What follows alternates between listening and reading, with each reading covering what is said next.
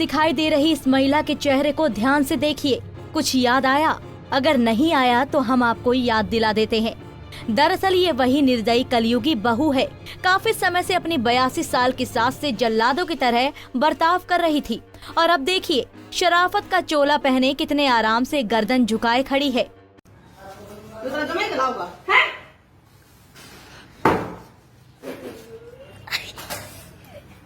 वो तो भला है बूढ़ी दादी के पोता पोती का, जो मजाक में ही सही दादी माँ की पीड़ा को कैमरे में कैद कर लिया और फिर अपने पापा को दिखा दिया, जिसे देख बेटे की आँख खुल गई और खुद उसने थाने जाकर पत्नी की शिकायत कर दी।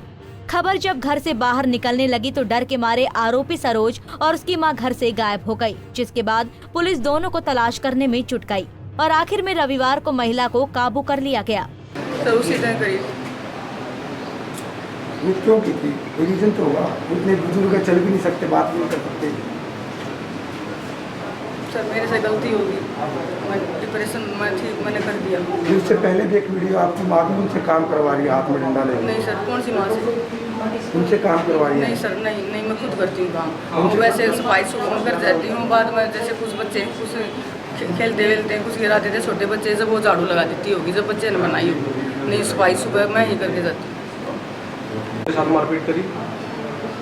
नहीं सर, घर में कुछ वो पड़ गए थे मकोड़े वगैरह। मैं ड्यूटी से आई, बच्चे बोले बहुत वो पड़े मम्मी, बहुत 12 बजे 12:30 बजे की बात सर। मैं वो बोली दादी भी कर देती, डाल देती, उसके उसी का कमरा था वो।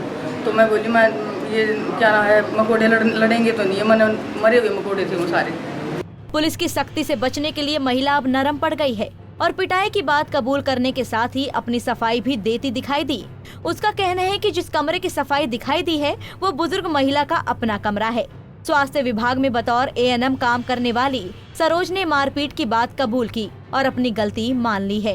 एक वीडियो वायरल हुई थी जिसमें एक लेडीज अपनी सास, बुजुर्ग सास को की पिटाई कर रही थी, तो उसमें हमने मुकदमा दर्ज कर लिया था और मुकदमा दर्ज करने के बाद जो उसमें आरोपी थी उसकी पुत्रवधू और उसकी मां को हमने गिरफ्तार कर लिया है। सर कहाँ से गिरफ्तार किया है?